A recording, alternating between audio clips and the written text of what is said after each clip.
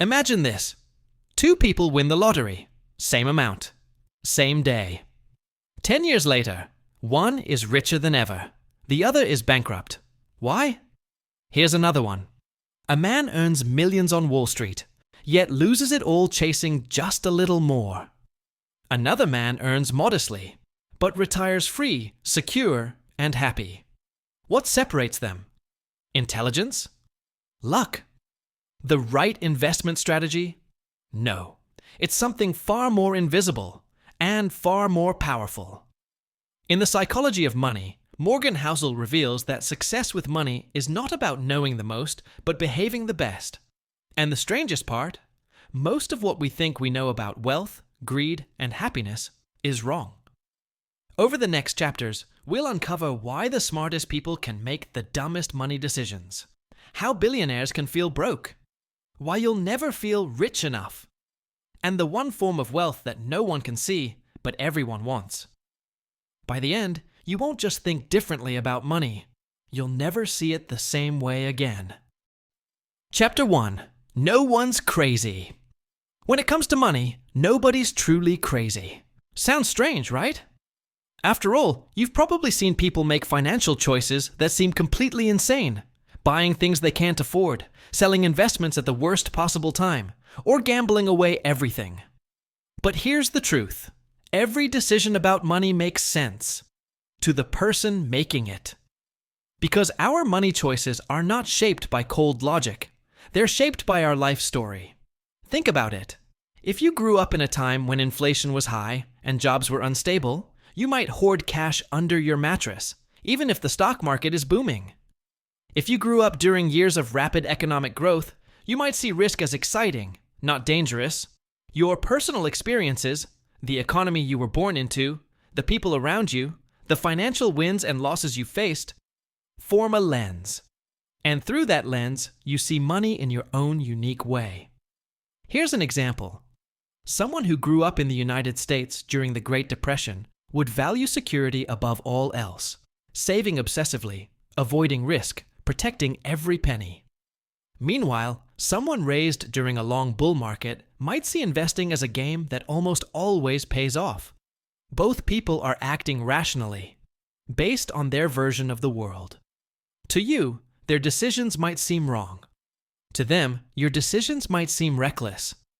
This is why judging other people's financial choices is dangerous. You don't share their background, their fears, their memories, and they don't share yours. Morgan Housel's point is clear. There is no single universal way to think about money. There's only your way, shaped by your unique life, and their way, shaped by theirs. Once you accept this, two things happen. First, you stop seeing other people as crazy. Second, you realize that your own view of money might not be the only truth. And that realization, that humility, is the first step toward truly understanding the psychology of money.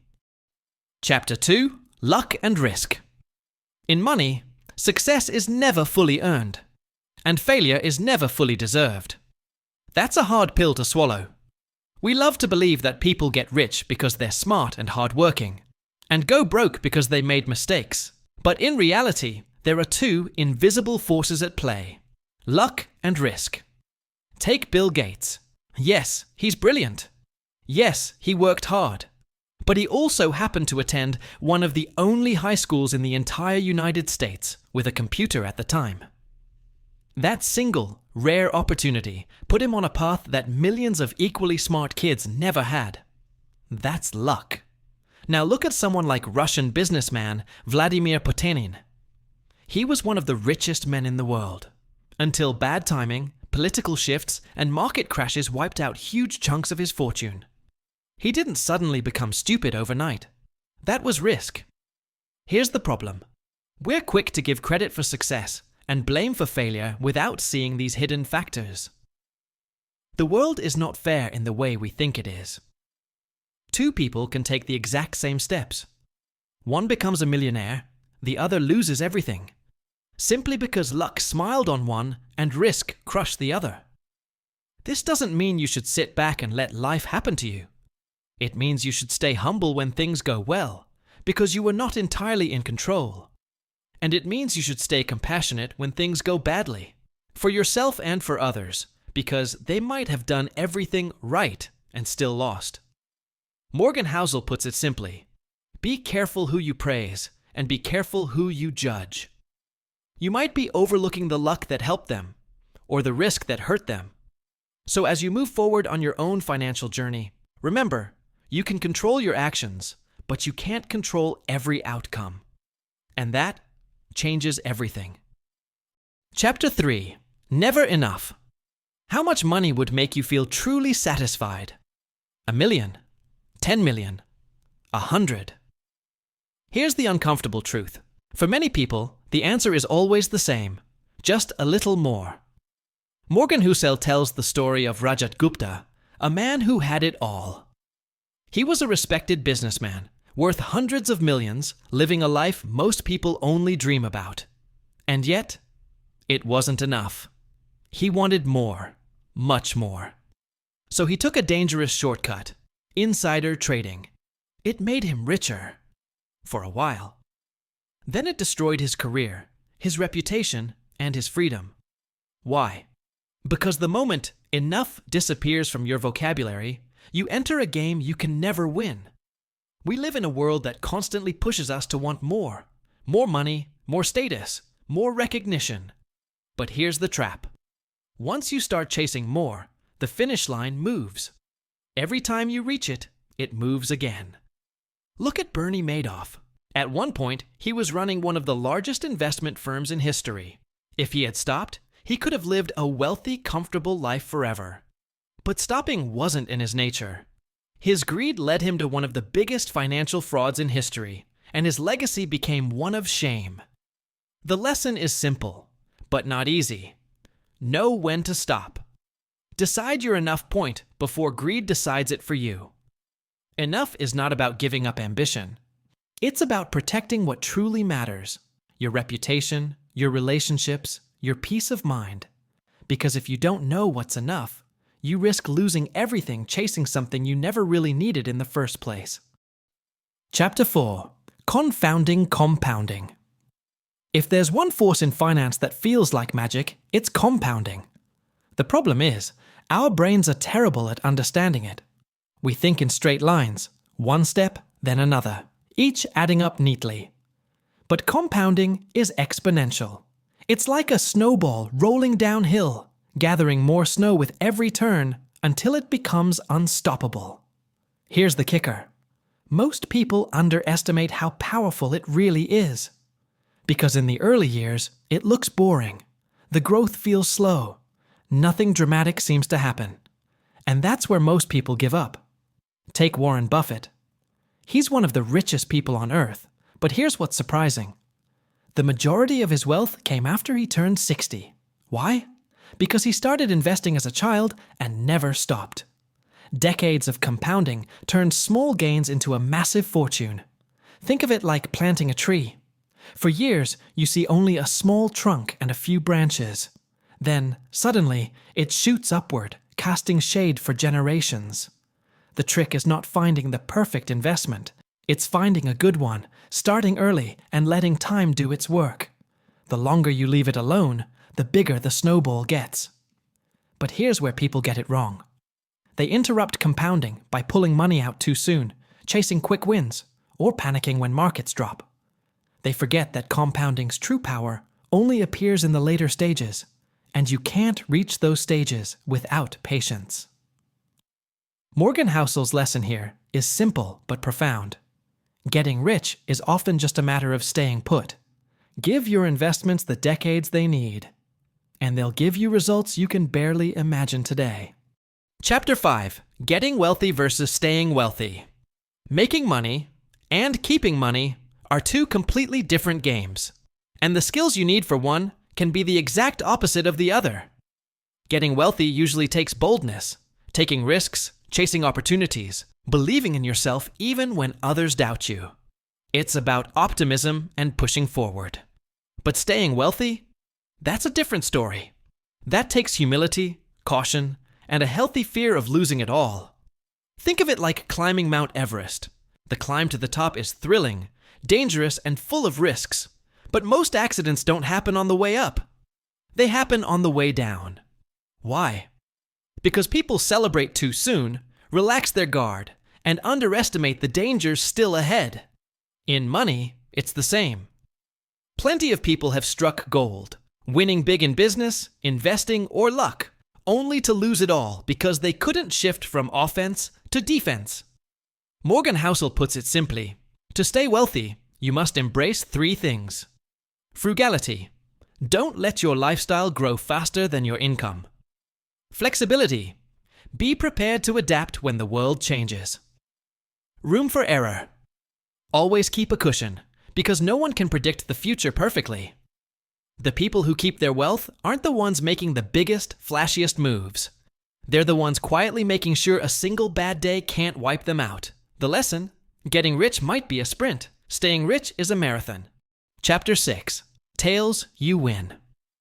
In life and investing, most of your results will come from a tiny number of events, a handful of decisions, a few rare wins. This is called the tails effect, named after the idea that in a distribution of results, the far ends, or tails, contain the big outliers. And those outliers are where the magic happens. Take investing legend Peter Lynch. He ran the Fidelity Magellan Fund for 13 years and delivered incredible returns. But here's what most people don't know. Not every stock he bought was a winner. In fact, most were average, and some were disasters. But a small number of his investments were massive successes. Those tails made all the difference. Look at Amazon. Over its history, Amazon has launched countless products and ideas. Many failed or quietly disappeared. But a few, like Prime, AWS, and the Kindle, became huge successes, generating billions and shaping the company's future. Here's the important lesson: you don't have to be right all the time. You just have to be right big a few times. The problem is, most people expect every investment, every project, every effort to be a home run. When it's not, they feel like they failed. But wealth often comes from surviving a long string of ordinary results, until a rare, extraordinary one changes everything. Morgan Housel's advice: stay in the game long enough for those tail events to find you. Don't quit after a few losses, and don't assume every move has to be perfect. Because in money, just like in life, it's the few big wins that pay for all the losses. And then some. Chapter 7. Freedom. What's the ultimate form of wealth? It's not a mansion. It's not a sports car. It's not even a number in your bank account. It's control over your time. Morgan Housel calls this freedom, the ability to wake up and decide, what do I want to do today, without money dictating your answer. Think about it. If you have millions but your schedule is packed with things you hate, you're not rich. You're just well paid and trapped. On the other hand, if you have enough to pay your bills, save, and choose how you spend your days, you're already living the dream most people are chasing. One of the greatest privileges money can buy is not having to do things you don't want to do, with people you don't want to be around. At times, you don't want to do them. The problem is, we often trade away this freedom without realizing it. We take on more commitments to earn more money, thinking that's the path to happiness. But if that money costs us our time and peace, the trade isn't worth it. The takeaway is simple. When you think about wealth, don't just focus on how much you have. Focus on how much of your life you actually control. Because in the end, the richest person is not the one with the most money. It's the one who can wake up and say, I'll do whatever I want today. Chapter 8. Man in the Car Paradox. Have you ever seen someone drive past in a shiny, expensive car and thought, wow, that person must be rich? Here's the twist. You probably weren't thinking about them at all. You were imagining yourself in that car. Morgan Housel calls this the man in the car paradox. The idea that when people try to impress others with what they own, the effect is usually the opposite. Instead of thinking, that person is amazing, we think, that car is amazing, and I'd look amazing in it. The irony? The owner of the car rarely gets the admiration they think they're buying. Wealth and status symbols, big houses, flashy jewelry, luxury vacations, are often more about feeding our own ego than truly winning the respect of others. And even when they do get attention, it's fleeting. The truth is, people admire humility far more than showing off.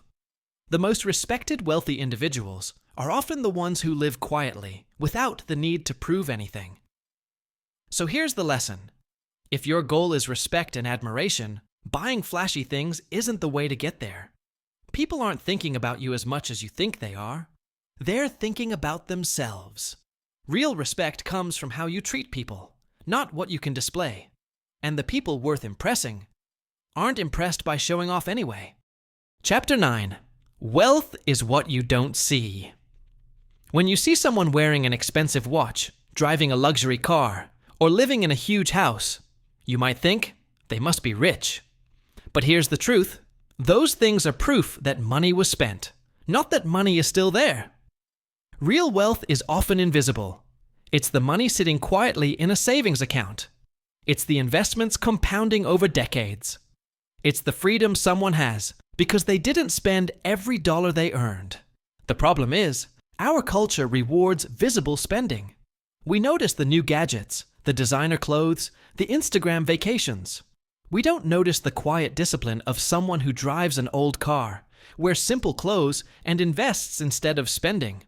Morgan Housel reminds us, the most financially secure people often look average on the outside, because their wealth is hidden on the inside. And here's the paradox. The more you spend to look rich, the less real wealth you have. It's easy to fake status with debt. It's impossible to fake actual financial security. The lesson? Don't be fooled by appearances, and don't measure your success by what's visible. True wealth isn't the car in the driveway. It's the money you didn't have to spend to get it. Chapter 10. Save money. We often hear advice like, earn more, invest better, chase higher returns. But Morgan Housel says the simplest, most reliable way to build wealth is this: save money. Why? Because saving is 100% in your control. You can't always control the stock market. You can't always control your salary. But you can control how much you keep. Saving money isn't just about cutting expenses. It's about creating options. Options to take a risk, quit a job you hate, or survive a bad year without panic. It's about buying yourself freedom and flexibility, not just stuff. Housel makes an important point. People often think they need a higher income to save.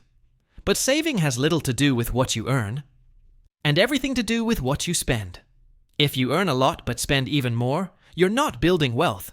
You're just upgrading your lifestyle treadmill. The trick is to value independence more than consumption. Drive the older car. Skip the unnecessary upgrade. Resist the just to keep up purchases. Because here's the magic. Every dollar you don't spend doesn't just sit there. When invested, it works for you, growing quietly in the background, year after year. Saving is the quiet superpower of wealth. It's not flashy. It's not Instagram-worthy. But it's the foundation on which financial freedom is built. Chapter 11. Reasonable is greater than rational. In finance, we're often told to be rational. Make decisions based purely on numbers, logic, and cold hard math. But here's the truth. You're not a robot. You're a human with emotions, fears, dreams, and baggage. And that means the best financial plan isn't always the one that's mathematically perfect. It's the one you can actually stick with. Morgan Housel calls this choosing reasonable over purely rational. For example, a purely rational investor might keep every cent in stocks for decades because history shows they earn the highest returns over time. But if that same investor panics every time the market drops, sells at the worst possible moment, and loses sleep, that rational plan isn't working in real life. A reasonable plan accepts your personality. It's okay to keep more cash if it helps you sleep at night. It's okay to pay off a low-interest loan early if it gives you peace of mind. It's okay to miss the perfect strategy if it means you can follow through for decades. The point is this: your money decisions don't happen in a spreadsheet. They happen in your real life, with all its emotions and unpredictability. Reasonable beats rational, because a good enough plan you can live with is far better than a perfect plan you abandon when things get tough. Chapter 12. Surprise. If there's one thing you can count on in the financial world, it's that you'll be surprised. The future almost never unfolds exactly like the past. There are events no one sees coming: pandemics, market crashes, new technologies, sudden booms. Even experts are caught off guard, again and again. Why? Because history feels obvious in hindsight, but unpredictable in real time. We look back and think, of course that happened. But living through it, the signs weren't nearly as clear. Morgan Housel's point is simple. Unexpected events are the rule, not the exception. That means our plans need to expect the unexpected. Don't build a strategy that only works if everything goes exactly right.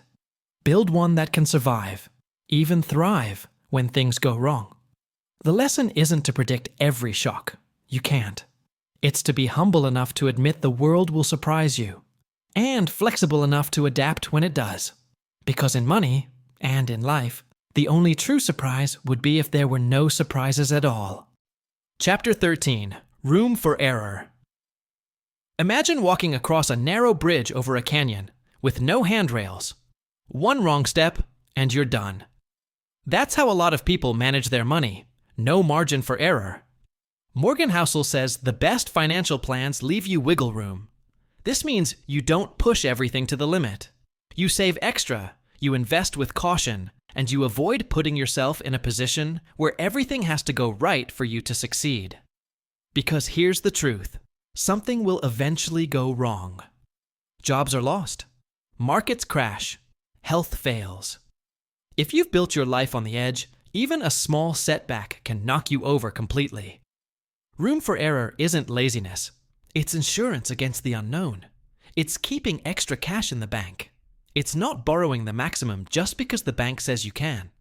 It's investing in a way where you can survive the bad years, not just the good ones. Think of it like air in a scuba tank. You want more than the exact amount you think you'll need, because the dive might take longer than you expect.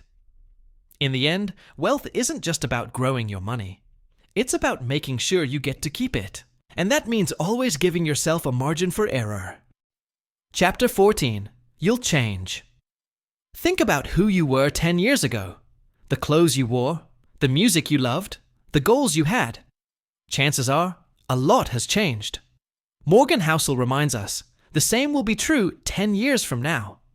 Your priorities, tastes, and definition of success will shift over time. And that means the financial decisions you make today need to leave room for future you, who might want something very different. The danger is locking yourself into a plan that assumes you'll never change. You buy the huge house because you think you'll want it forever.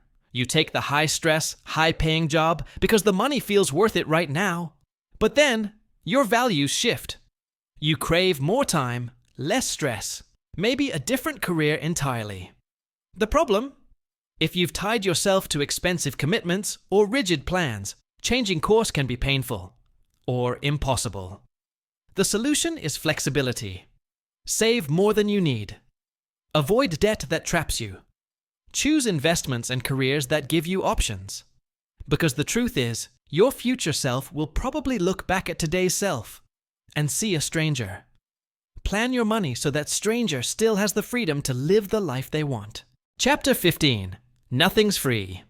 In money and in life, everything has a price. But the tricky part? The price isn't always printed on a tag. Morgan Housel says that financial success comes with hidden costs. The price of big investment returns is the emotional roller coaster of volatility. The price of owning a business is sleepless nights and constant responsibility. The price of freedom is years of discipline and saving when it would have been easier to spend. Many people want the reward without paying the cost. They want stock market gains, but can't handle the downturns. They want wealth, but avoid the patience and sacrifice it takes to build it. The truth is, if you want the upside, you have to accept the downside that comes with it. And often, the price is emotional, not financial. It's the discomfort, the uncertainty, and the waiting that most people can't stomach. The key is not to avoid paying. It's to be willing to pay. When you understand the cost up front, you're less likely to quit halfway. Wealth isn't free. Freedom isn't free. Security isn't free. The question isn't whether you'll pay. It's whether the price is worth it to you.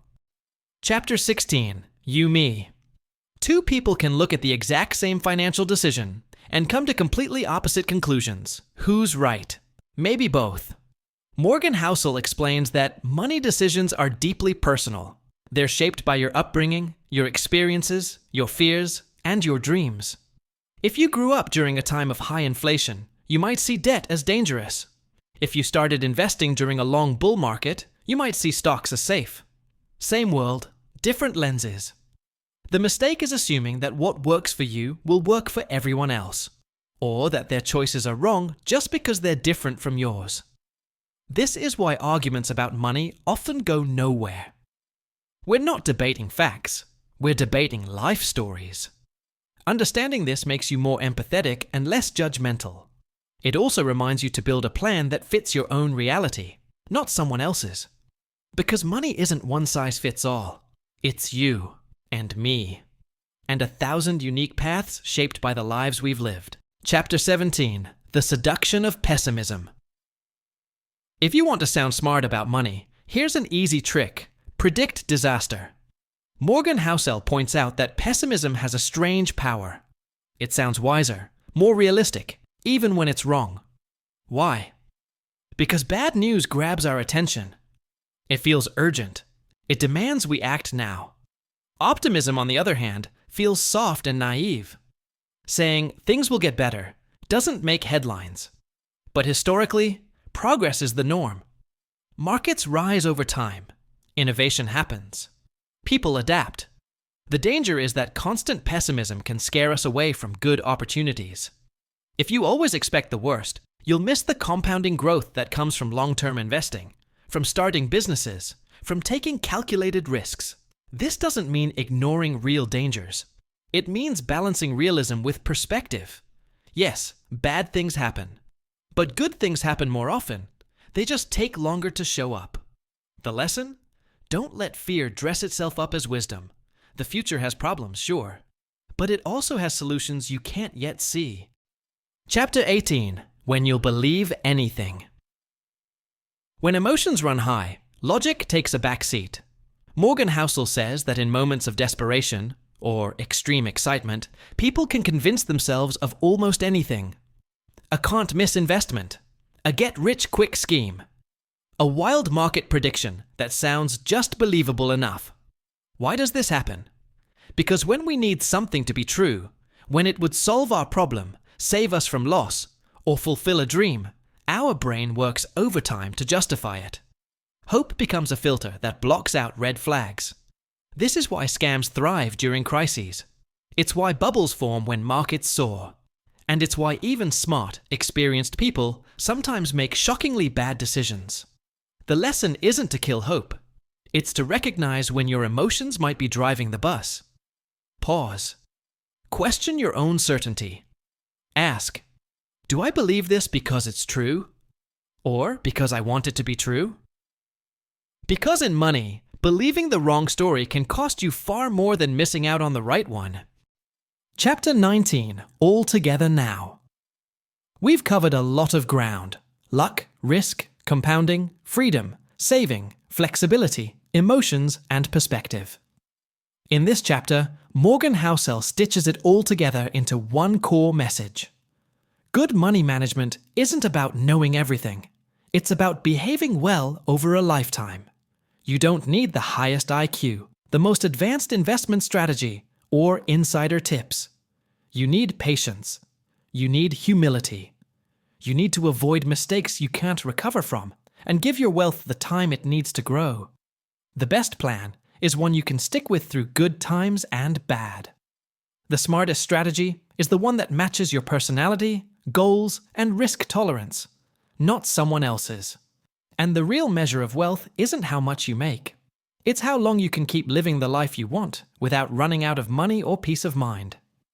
When you zoom out, The principles from every chapter connect. Save consistently. Leave room for error. Plan for change. Stay reasonable, not perfect. Respect luck and risk. And never forget, wealth is a tool for a better life, not the goal itself. Chapter 20. Confessions. After all the lessons, Morgan Housel ends with something rare in finance books: honesty about his own imperfections. He admits he doesn't follow every piece of conventional advice. He keeps more cash than most experts would recommend, not because it's mathematically optimal, but because it helps him sleep at night. He ignores most market predictions, even if they're from trusted sources. He invests in a way that works for him, even if it wouldn't work for others. The confession is this: personal finance is personal. It's not about maximizing every dollar on a spreadsheet. It's about aligning your money with your life, your values, and your comfort level. Housel's final reminder is that there's no single right way to manage money. There's only the way that lets you live the life you want, for as long as you can, without losing your peace of mind. Wealth, after all, isn't the cars, the houses, or the numbers in your account. It's freedom. It's control over your time. It's the ability to say, I can live my life on my terms. And that, in the end, is the richest thing of all. Thank you for joining me on this journey through The Psychology of Money by Morgan Housel. Remember, money isn't just about numbers or formulas. It's about behavior, mindset, and the stories we tell ourselves. Apply these timeless lessons with patience, humility, and flexibility. Your path to financial well-being is unique. Embrace it with wisdom and kindness to yourself. If you found this summary helpful, feel free to revisit any time or share it with others who might benefit. Here's to your financial freedom and a richer, more meaningful life ahead. Until next time, take care and keep learning.